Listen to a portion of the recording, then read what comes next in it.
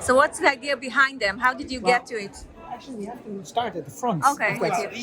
The packaging industry never takes into account people with disabilities, whatever the disability is. And the problem is that there's not one disability, but there's many.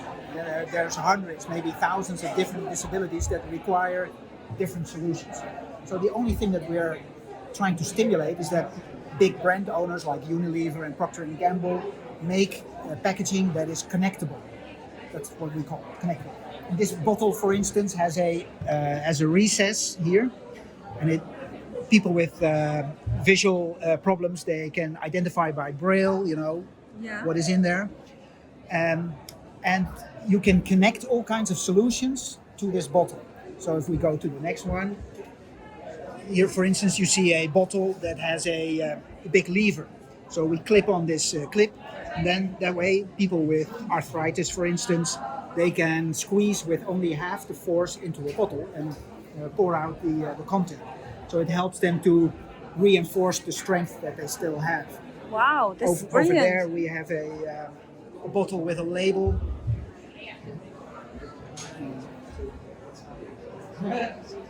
This is a label that can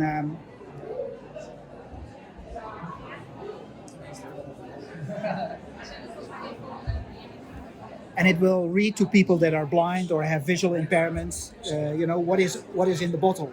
So it reads everything that is on the label. Wow.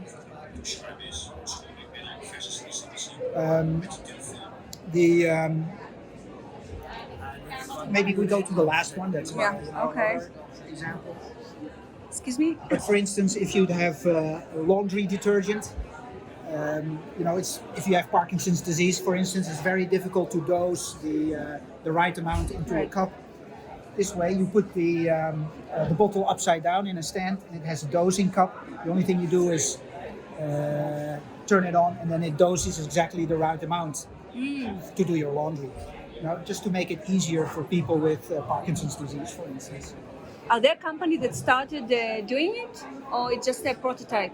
This is just a prototype at the moment, but we are trying to bring people together. So big brand owners like Procter & Gamble or Unilever, Nestle, for instance, the big companies that put lots of packaging into the supermarkets.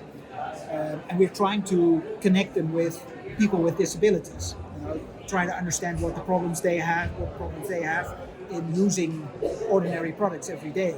If you cannot do your laundry, that's a big hurdle.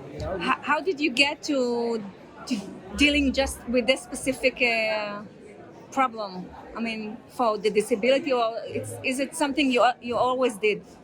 Well, I was involved in developing wheelchairs, and I got in contact with lots of people that with all kinds of disabilities, but they were all using a wheelchair. And then I discovered, of course, that they also couldn't use the packaging that they were using in their houses. So that was a reason for me to start looking at what kind of solutions can we come up with. And because the packaging industry is so specific, Unilever will never make packaging for one specific disability, because the market for it is way too small. Right. They make bottles with shampoo for hundreds of millions of people worldwide. And if you only have 10,000 people that can use a very specific solution, that's not interesting for them. But this way, they can make the bottle in such a way that it's not adding any cost, but because we can clip on all kinds of different tools and aids. But the bottle themselves are based on the existing one, or they still have to invest in designing the bottles? Yes, they still have to invest in a new tool for the bottle. But that's not the most expensive part. The most expensive part would be to provide add those, yeah. And that will only benefit the people that really need it, of course. And this is also reusable, where the bottle is probably still going to be disposable. You can argue that as well, of course. From a sustainability point of view, maybe you would want to go to a refill system. But at the moment, most bottles, they are single use. But the stand, the support, is of course reusable. It's brilliant. Thank you so much for thinking of that.